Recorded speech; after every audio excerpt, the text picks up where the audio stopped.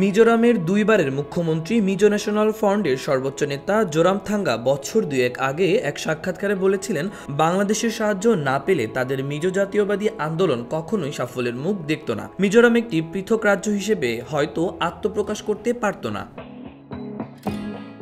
Mizo national front তথা MNF বিদ্রোহীরা 60-এর দশকের শেষে প্রায় তাদের জন্মলগ্ন থেকেই বাংলাদেশের ভূখণ্ডে আশ্রয় পেয়েছিলেন, যা অব্যাহত ছিল প্রায় দীর্ঘ 2 দশক ধরে। MNF-এর প্রবাদপ্রমিত নেতা লালডেঙ্গা পূর্ব পাকিস্তান সরকারের আতিথেয়তায় ঢাকায় লালমাটিয়া এলাকাতে একটি বাড়িতেই থাকতেন। আর ওই গোষ্ঠীর প্রশিক্ষণ শিবিরগুলো ছিল পার্বত্য চট্টগ্রামের সাজেক ভ্যালি ও তার আশেপাশের এলাকায়। তখনকার তরুণ জোরামথাঙ্গা ছিলেন সুপ্রিম কমান্ডার লালডেঙ্গার বিশ্বস্ত অনুচর ও ছায়াসঙ্গী। 1987 সালে ভারতে মিজো শান্তি চুক্তির মাধ্যমে পৃথক মিজোরাম গঠন পথ প্রশস্ত হওয়ার আগ পর্যন্ত তিনি ও তার বহু সতীর্থ জীবনের বেশিটা সময় বাংলাদেশেই কাটিয়েছেন।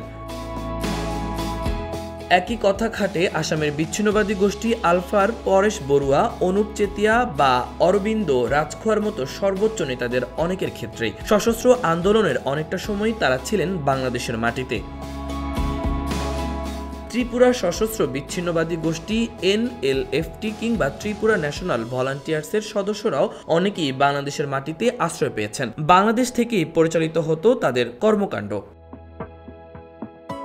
বিএনপি ক্ষমতায় থাকাকালীন বাংলাদেশ সরকার অবশ্য কখনোই তাদের দেশের মাটিতে এইসব গোষ্ঠীগুলির অস্তিত্ব স্বীকার করেনি। ইস্যুটি ঢাকা দিল্লির দ্বিপাক্ষিক সম্পর্কের ক্ষেত্রে চরম তিক্ততার জন্ম দিয়েছিল।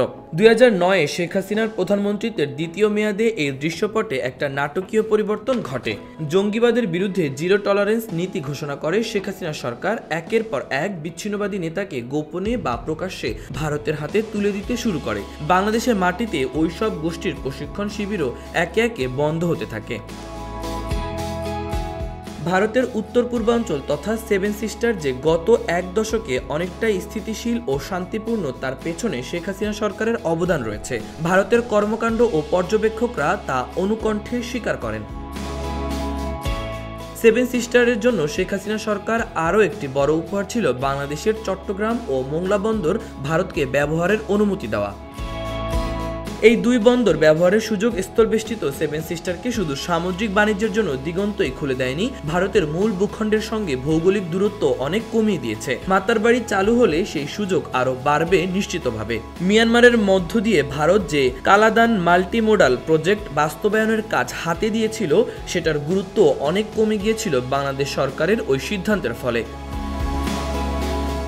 কারণ মিয়ানমারের শীতলহরে বন্দরের বদলে চট্টগ্রাম বন্দর থেকে সড়ক পথে পণ্য পরিবহন করা ছিল উত্তর পূর্ব ভারতের জন্য তুলনায় অনেক সহজ। 7 সিস্টারের সার্বিক উন্নয়ন ও সমৃদ্ধির নেপথ্য, বিশেষ করে বিগত 1.5 দশকে বাংলাদেশের ভূমিকা ছিল অপরিসীম।